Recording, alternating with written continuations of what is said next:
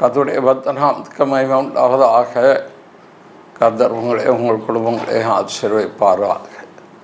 இந்த நாளில் தியானிக்கும்படியாக எடுத்துக்கொண்ட வேத பகுதி எசேக்கியேல் தீர்க்கதரிசன புத்தகம் 37ஆம் அதிகாரம் 26ஆம் வசனத்தின் முதல் பாகம். நான் அவளோடே சமாதான உடன்படிக்கை செய்வேன். ஜெபிப்போம். கிருபையின் நல்ல பிதாவே, கொடுத்த நல்ல வார்த்தைக்காய் சோதரம். இந்த வார்த்தையின் முன்னிட்டும் உடைய ஜனத்தை நீர் ஆசீர்வதித்தரும் இயேசுவின் மூலம் பிதாவே.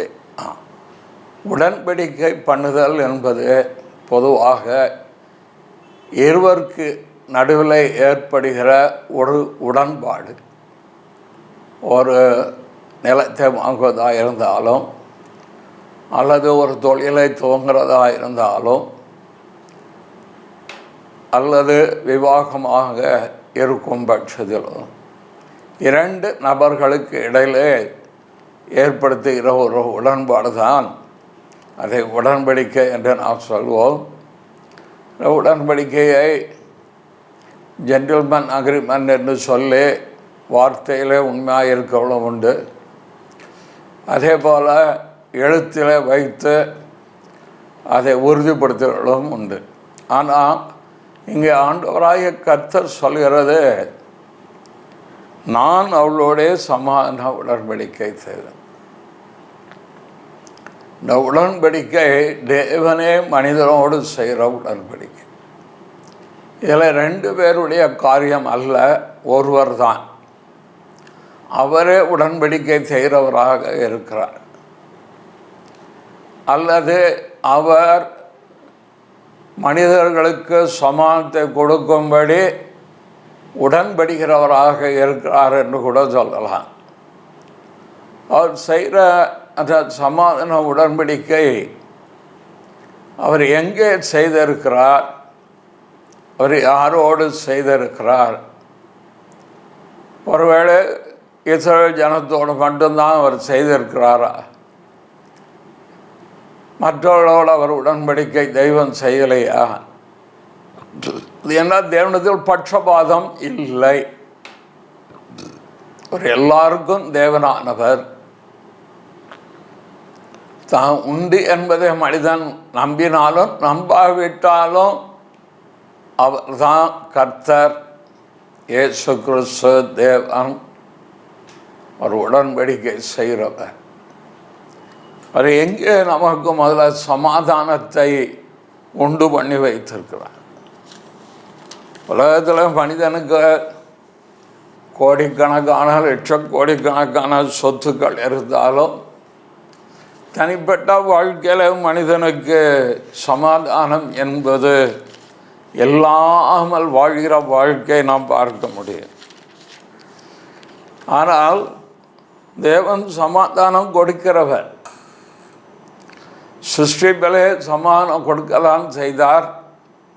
மனிதன் மீறுதல் நடந்து எப்போ தேவ உறவை இழந்து போனானோ அப்பொழுதே தேவ சமாதானம் இல்லாமல் போயிட்டு. உலகத்தில் சமாதானம் இருக்கத்தான் செய்கிறது. களியாட்டுக்கள், விளையாட்டுக்கள், தங்களுக்கு பிடித்தமான நண்பர்களோடு பேசும்போது உறவின் முறைகள் வரும்போது மனுக்குலத்தில் சமாதானம் என்பது இருக்கத்தான் செய்கிறது. ஆனால் அது நிரந்தரம் அல்ல. மனித வாழ்க்கையில் நிரந்தரமான ஒரு சமாதானத்தை பீஸ் ஆஃப் மைண்டுன்னு சொல். இதை ஆண்டவர் எங்கே உண்டு பண்ணினார் என்றால் ஏசாயா 53ஆம் அதிகாரத்தில் அங்கே அவருடைய வசனங்கள் நாம் வாசித்து பார்க்கும்போது 5ஆம் வசனத்தில் 3, 4, 5 நாம் வாசிக்கலாம். 5ஆம் வசனத்தில் பின்பகுதியில் நமக்கு சமாதானத்தை உண்டு பண்ணும் ஆக்கினை அவர் மேல். ஆக்கினை என்றால் தண்டனை. யாரை குறித்து சொல்லப்பட்டு இருக்கிறது? இங்கே சொல்லப்பட்ட காரியம் ஆண்டவர் இயேசு கிறிஸ்துவை குறித்து சொல்லியிருக்கிறார். தேவன் மாம்சத்தில் வெளிப்பட்டார். எதற்காக? ஏதோ சில தத்துவங்களை சொல்ல, நல்ல கற்பனைகளை சொல்லி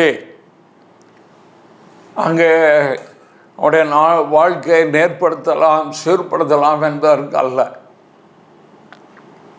அப்படி இருந்தால் மோசே போல அல்லது தத்துவ ஞானிகள் மூலம் ஆண்டவர் சொல்லலாம். அவர் இந்த உலகத்திற்கு வந்ததுக்கே ஒரு நோக்கம் இருக்கு. மனித அவதாரத்திலே ஒரு பெரிய திட்டம், தெய்வீக திட்டம் இருக்கிறது. அது நமக்கு சமாதானத்தை கொடுக்கணும்.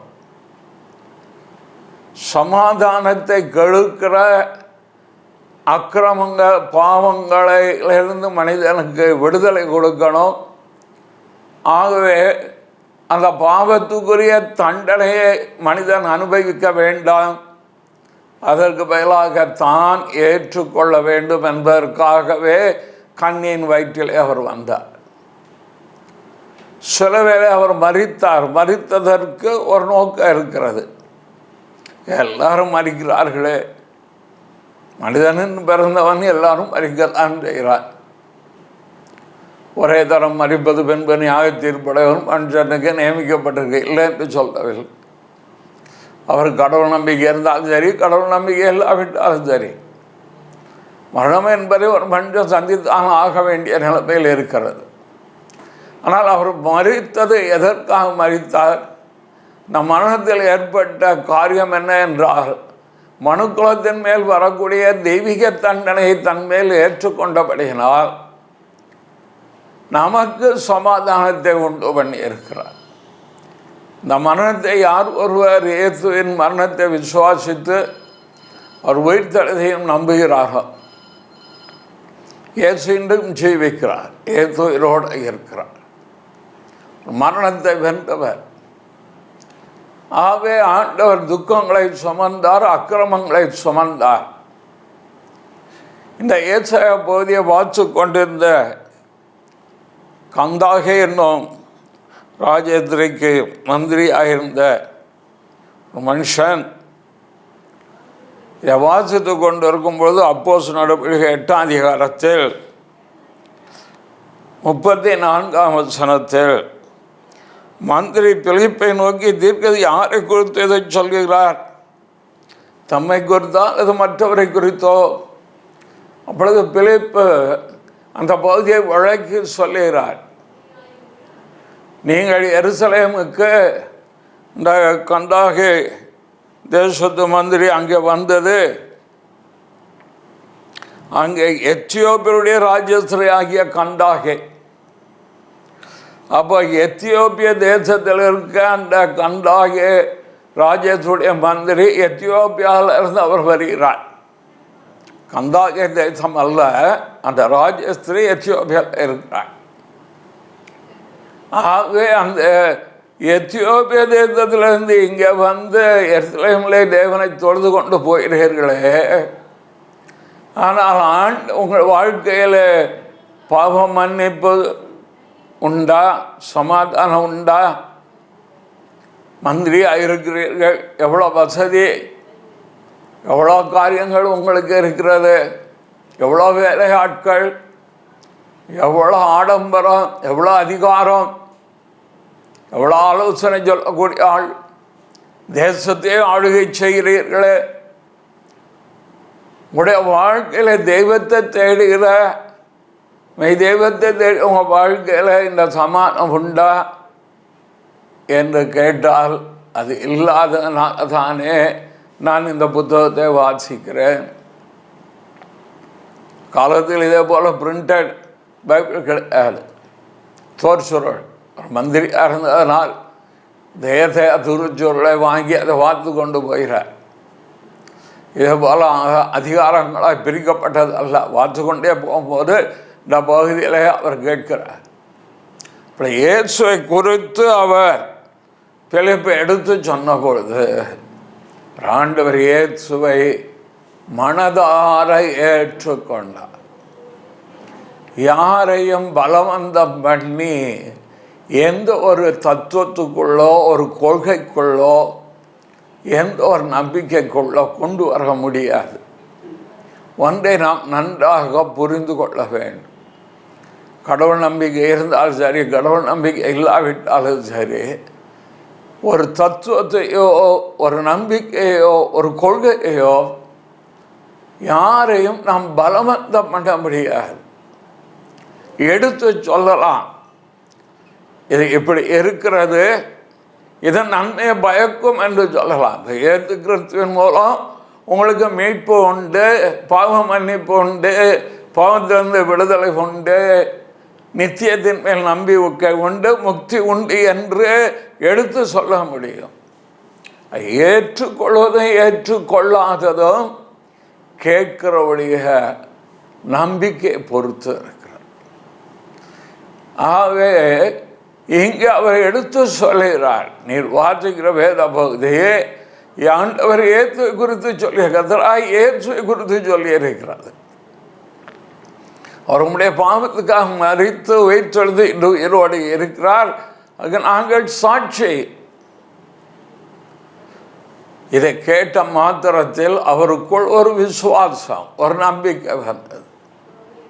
என் பாவத்திற்காக இயேசு மரித்திருக்கிறாரா, ஒரு உயிரோடு இருக்கிறார், தேவகுமாரன், தெய்வத்தை வெளிப்படுத்த வந்த தேவகுமாரன் என் பாவத்திற்காக மரிக்கிறார் என்ற விசுவாசம் அவருக்குள் வந்தபோது கிருபையினால விசுவாசம் கொண்டு ரட்சிக்கப்பட்டு அவர் இயேசுவை ஏற்றுக்கொண்டதுக்கு சாட்சியாக அவர் உடனே அங்கே ஞான ஸ்நானத்தை குறித்து பேசுகிறார். இதோ தண்ணீர் இருக்கிறதே, நான் ஞான ஸ்நானம் பெற தடை என்ன என்றார். அவர் பிழைப்பு சொல்ல, நீ முழு இருதயத்தோடு விசுவாசித்தால் தடை இல்லை. ஞானஸ்நானம் எந்த சபைக்கு உரியது கிடையாது, யார் உரிமை பாராட்ட முடியாது. ஆண்டவர் இயேசுவை யார் முழு இருதயத்தோடு விசுவாசிக்கிறார்களோ அவர்கள் தன் விசுவாசத்தை வெளிப்படுத்தும் வண்ணமாக அவரை அறிக்கை பண்ணி, அவரே தேவகுமார் அறிக்கை பண்ணி அவர்கள் மூழ்கி ஆண்டவருடைய கட்டளையின்படி பிதா குமாரன் பரிசுத்தாவின் நாமத்தினால் ஞானஸ்நானம், அது அவருடைய விருப்பம். அது எந்த ஒரு சபைக்கும் உரியதல்ல. ஒரு நாள் ஒரு வீட்டிற்கு அழைத்து போய் ஒரு வாலிப பிள்ளைக்கு ஞானஸ்நானம் எடுக்கணும், இவளுக்கு போதனை பண்ணுங்க.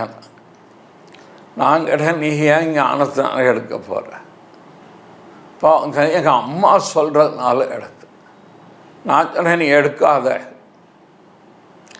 அம்மா சொல்லுவா அப்பா சொல்லுக்காங்களா ஞானஸ்நானம் எடுக்கக்கூடாது.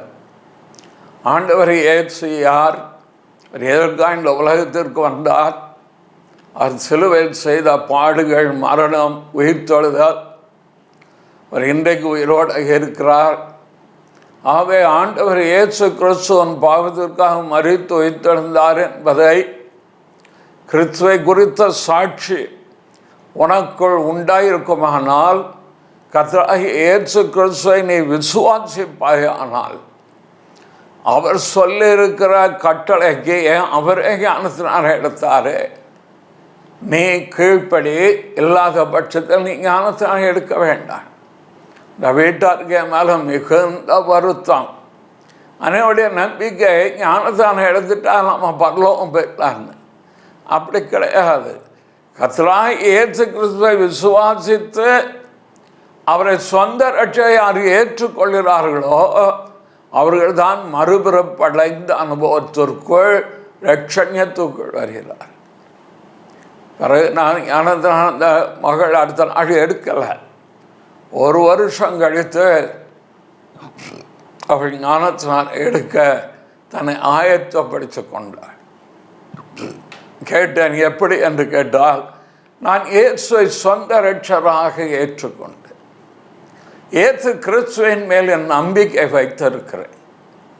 நீங்கள் யாராக இருந்தாலும் உங்களுக்கு சொல்லுகிறேன், உன் குடும்பத்தார் சொல்கிறார் என்றோ, இல்லை உங்கள் ஊழியக்கார் சொல்கிறார் என்றோ, எல்லாம் மற்றோடு இந்த சபைக்கு இப்படி இருந்தால் தான் நமக்கு தருவாள் என்றோ ஞானஸ்நானம் எடுக்காதீங்க. நீங்கள் உங்களுடைய தனிப்பட்ட வாழ்க்கையில் இந்த கந்தாக மந்திரி எப்படி கர்த்தராகிய இயேசு கிறிஸ்துவை விசுவாசித்து ஏற்றுக்கொண்ட பின்பு அவர் மனமுவந்து மனப்பூர்வமாக ஆண்டோடைய கற்பனைக்கு தன்னை விசுவாசம் உள்ளவனாகி ஞான ஸ்நானம் பெற்றோம். முதல்ல விசுவாசம், இந்த விசுவாசத்தினுடைய வெளிப்பாடாக வரக்கூடியது ஞானஸ்நானம். இந்த விசுவாசத்துக்கு முந்தைய ஞானஸ்நானத்தை வைக்காதிருங்க. பவுல் நான் என்ன அநேகருக்கு ஞானஸ்நானம் கொடுத்தேன் நான் கேட்குறேன். சுவிசேஷம் இயேசு கிறிஸ்துவின் மேல் வைக்கிற கர்த்தராகிய இயேசு கிறிஸ்து மேல் வைக்கிற விசுவாசம், அதை நீங்கள் முதன்மைப்படுத்துங்கள். ரட்சண்யம் கர்த்தருடையது. அவர் ரட்சிப்பார், பாவ மன்னிப்பு தருவார், பாவத்திலிருந்து விடுதலை தருவார், சுகத்தையும் தருவார், சரீர சுகமும் கிடைக்கும், இலவசம் சமாதானமும் உண்டாகும், சரீர சுகமும் உண்டாகும். இது எரேமியா 33:6 இருக்கிறது. சமாதியின் சௌக்கியத்தையும் வரப்பண்ணுவேன். கர்த்தர் உங்களை ஆச்சரிப்பார். இன்றைக்கு கிறிஸ்துவுக்கு உங்கள் வாழ்க்கை அர்ப்பணிங்கள். நான் பெற்ற தேவ சமானத்தை நீங்கள் பெற்றுக்கொள்ள முடியும். ஜெபிப்போம். நல்ல பிதாவே, இந்த வார்த்தைக்கு முன்பாக வருகிறேன். கேட்கிற ஒவ்வொரு மேலும் உடைய கரம் இருப்பதா இயேசுவின் மூலம் வேண்டுகிறேன் பிதாவே. ஆமென்.